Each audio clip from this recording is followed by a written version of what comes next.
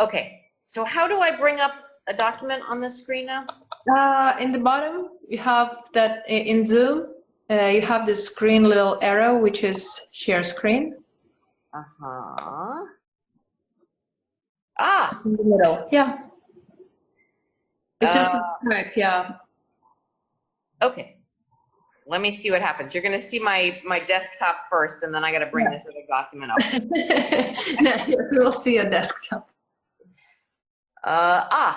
Oh, this is a cool thing. Okay, great. All right, here we go. So, this is a spreadsheet. Wow. Это Excel документ. Believe it or not, it's actually not. It's not as scary looking as it is. Он не такой страшный, как выглядит. So what this has? Can you see me moving my cursor along here? Да, yes, we can see it. Okay. All right. So the way this spreadsheet is spread up, this is just a 1-year projection. And Это проект на год. И как он структурирован. Right, and it's just month by month. So June, this was a project that I had worked on a couple years ago. So it's just June, July, August, September. Это по месяцам раскладка. Это один из проектов, с которыми я работала. Then what we did down the left-hand side, down this way, is first is my revenue category. So I want to know where the money is coming in from. Вот и слева там подписана эта категория revenue. Это откуда приходят деньги. And I'm sorry, I don't have. This is more of this is actually a fitness and wellness facility, and I'm sorry I don't have one that's a software one, but I can't. Это сервис, причем это как сервис, связанный с помещением для фитнеса и wellness. But it will just give you an idea, and this is a good way to kind of even structure your own thoughts about things. So down the left-hand side of the document are all of this first part right here is how will this company be bringing money in. То есть слева всегда идет колонка, это как деньги придут. So it started with memberships, and the equivalent would be subscriptions. И тут начинается с подписок. And then there were different services that this company decided that it was going to offer in terms of the wellness. And so we had estimated where it says massage and chiropractor and acupuncture, the revenue that we could generate based on each of those. Да, и мы еще разные услуги прописали, и какой доход мы можем сгенерировать, основываясь на наших ожиданиях. And like down here, they decided they wanted a few other revenue lines, so they had made some agreements with like beauty product. А они стали, да, как бы как продавцом некоторых продуктов по красоте. And they sold a few very expensive little pieces of clothing. So they looked for different ways to expand how they were bringing money in. И да, там даже была полка для продажи одежды, ну то есть много потоков revenue. And then the next thing down is, okay, what is the cost of the sales for each of the products above?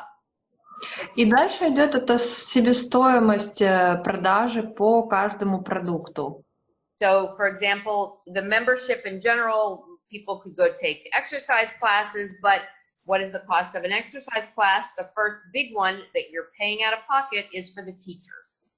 И, допустим, себестоимость класса любого, да, это то, что вам нужно заплатить инструктору, преподавателю. Это вам сразу из кармана нужно заплатить, вынуть и заплатить. And then it was the same thing for all of the other things. So if we were going to have somebody come in and do a massage, how much did we have to pay the person doing the massage? If we were going to... Также, да, с другими сервисами, если кто-то приходит как мастер делать массаж, то ему нужно сразу взять и заплатить. And then this number right here was literally, it's the cost of the sales, which here is $27,000. So it was going to cost us $27,000 a month to supply all the people to do all these services. То есть для того, чтобы только заплатить всем этим людям, которые предоставляют эти услуги, нам нужно уже $27 тысяч. But the plan was that they would be able to make $58,000 a month. Но по плану они должны были сгенерировать еще $58 тысяч в месяц. And so the profit is literally just what is the difference between how much do you bring in the revenue and how much does it cost you to sell. И прибыль — это, собственно, разница между доходом, revenue, и расходами. Right. So that's just the basic two back and forth costs. Then these are all of the different other costs that were involved in running the business. So Julia has one question about the structure of the document. For each month, you have absolute number and then percentage column. What is that percentage column? So the percentage is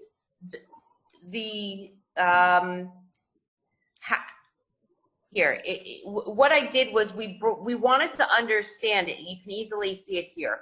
So we wanted to understand what is the percentage of the total that each revenue line was and the percentage of the total that each cost was. So just look at memberships. So memberships would bring in $20,000 a month.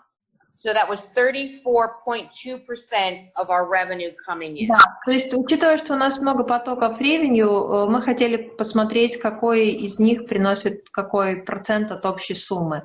То есть вот там 20 тысяч у нас продано абонементов, то есть от всего нашего revenue это 34 тысячи, 34%. Right. And so this way, at a glance, you can understand what is the most important revenue source.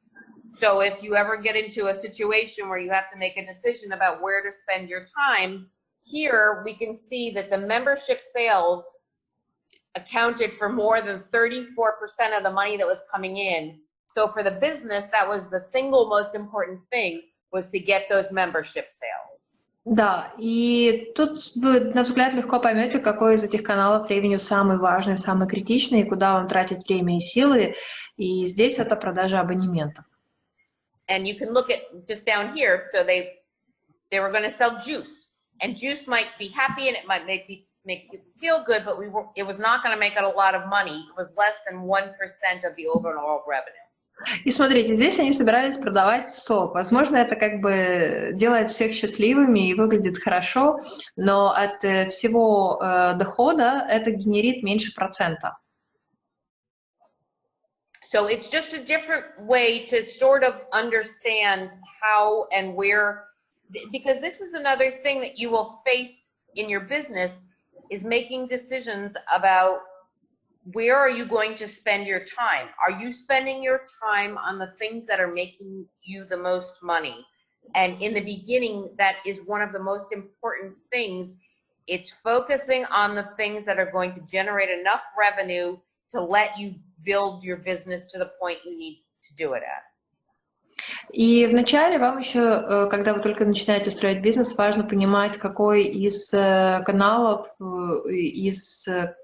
revenue вам быстрее дает деньги, дает больше денег, и концентрироваться на нем. Now, this section is just expenses. Now, again, this was a retail space, so there were a lot of different expenses, but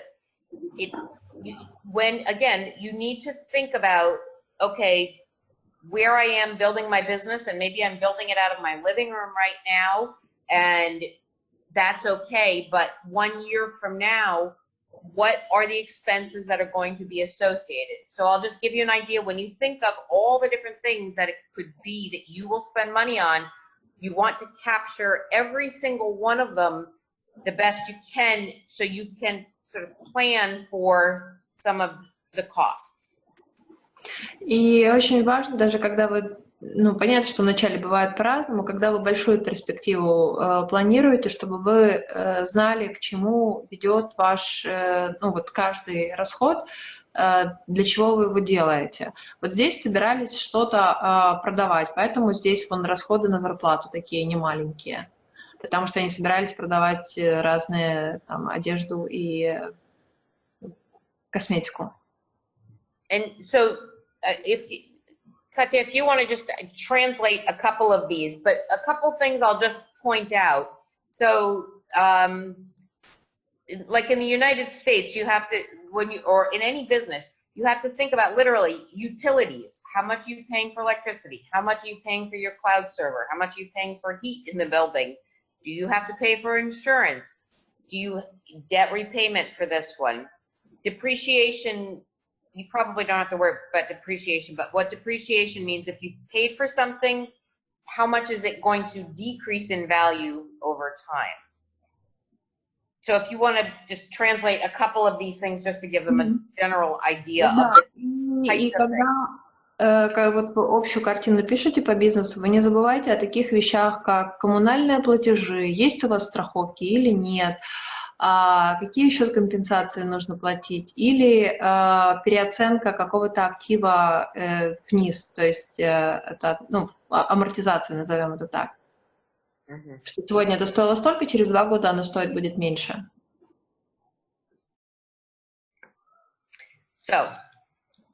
So then we came down to, these were the total expenses. И вот наши суммарные расходы. So the company was losing money in the beginning, which is very normal. И компания теряла деньги в начале, что в целом нормально. But this one, and this I can tell you is a little bit, they didn't hit these targets for this business. They didn't hit profitability as quickly as they had planned. Ну вот здесь есть какой-то профит именно суммарный по всей компании, но это было не так, как они планировали. And I can tell you why was because they didn't. Скажу почему, да, потому что вот такое они сделали. They didn't hit their main numbers in here. So они главные метрики свои не сделали здесь. And this was даже абонементов. I'm sorry. This was literally their clients. It was the people that they needed to focus on to get them in the door, to pay the membership, to pay all of these other expenses. Да, они не сфокусировались на клиентах. Это те люди, которые приносят деньги и генерируют ревеню. So, as this relates for each of your businesses, what I would suggest, you don't necessarily have to break it down on a month-by-month basis, but you should really break down what you both are paying now and then that you will be paying out in terms of costs of the sales or regular expenses, and then what you think the revenues that you can be generating. И зная, где вы сейчас все находитесь, возможно, даже разбивку по месяцам делать не обязательно, но важно, чтобы вы по такой структуре разбили, где ваш ревеню, где вы деньги генерируете, где ваша себестоимость каждой единицы и где ваши расходы на поддержание всей компании и фирмы в целом.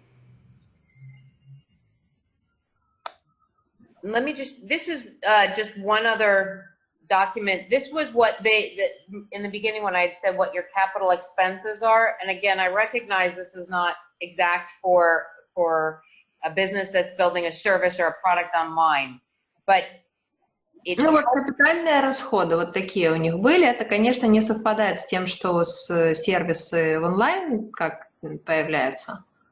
But it really does help to put these things in some kind of a document and always have them to refer back to. So here, this was what they had to spend for the capital expenditures to just be able to open the doors of the facility. И вот такой список капитальных расходов, просто чтобы можно было открыть дверь и начать предоставлять эти услуги в помещении. В софтверной программе это, конечно, не так, но все равно нужно иметь такой документ. And so for any business, it's literally how many programmers do you need to hire? Do you need to buy them computers? Do you need to have server space? Do you need to have an office space? Things like that. And you should write all of these things down. It's a good habit to get in from the beginning.